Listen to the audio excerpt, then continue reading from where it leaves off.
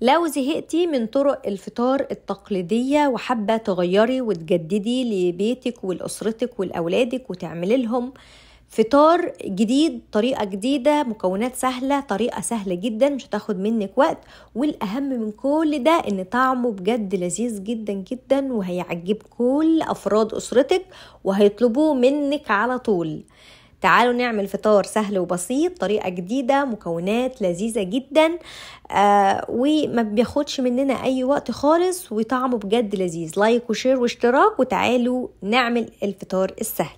في طاسة حطت فيها معلقة من السمنة، وبعدين نزلت عليهم ب3 بطاطسات متقطعين مكعبات صغيرة زي ما انتوا شايفين. المكعبات دي انا اديتها سلقة، يعني اتسلقت كده يا دوبك غلوة واحدة وصفتها وخدتها حطيتها على السمنة. هقلب المكونات او هقلب البطاطس المتقطعة مكعبات دي في السمنة، يعني هشوحها. طبعا هي مش مستوية قوي، يا دوبك هي اخدت غلوة، يعني يا دوبك نص سوا.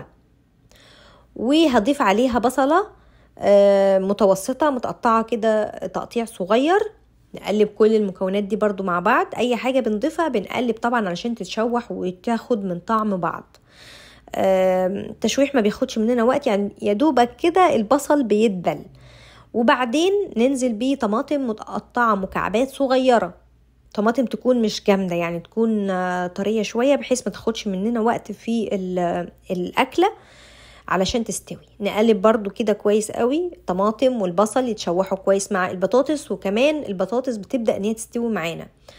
لما البطاطس قربت تستوي هضيف حوالي 4 أو 5 وحدات من المشروم متقطعين شرايح زي ما احنا شايفين. ده مشروم فريش، عندك مشروم معلب هتجيبيه وتغسليه كده كويس تحت الحنفية وبعدين نضيفه.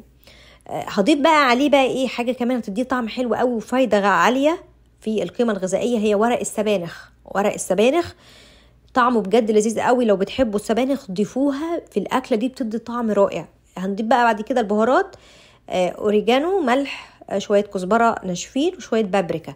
نقلب كويس قوي مع بعض.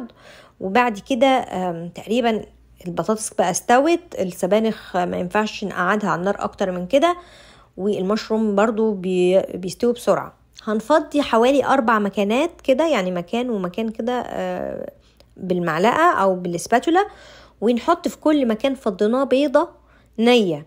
البيضة بالصفار بتاعها، لو انتوا حابين تعملوه بيض عيون مش هنلخبطه زي ما انا بعمل كده. انا مش عايزة بيض عيون، عايزة لخبطه كده، فهلخبط كده في كل عين او كل بيضة هلخبط كده البياض مع الصفار اخلطهم مع بعض. وهحط بقى على الوش شوية جبنة كده موتزاريلا. عندك شوية جبنة شيدر يا ست الكل ضيفي معاها برضو جبنة شيدر على موتزاريلا، تديكي طعم رائع. بعد كده هغطيه عشان البيض يستوي من فوق، وطبعا ده بيكون على نار هادية علشان البيض بتاعنا يستوي من غير ما البطاطس والاكلة بتاعتنا تتحرق او حاجة من تحت. وده شكل النهاية. حطيت عليها شوية أوريجانو، شوية حبة البركة كمان بتدي طعم رائع. وبقى بالعيش جنبيه بقى اعملوا بقى طعمية، اعملي مثلا عيش طري، سلطة، خيار، اللي انت حابة، جبنة، وبألف هنا وشفا. أكلة سهلة بسيطة مكوناتها تدي قيمة غذائية لذيذة جدا. ولو حابة كمان تاكليه كده بالشوكة أو المعلقة، لو انت مش حابة تاكلي معاها خبز أو عيش، رائع لذيذ صحي مفيد جدا مليان قيمة غذائية. والأهم من كل ده ان هو طعمه لذيذ جدا وبيعجب كل أفراد الأسرة، وكل اللي ياكله هيعجبهم. يا رب يكون الفيديو عجبكم. مع السلامة.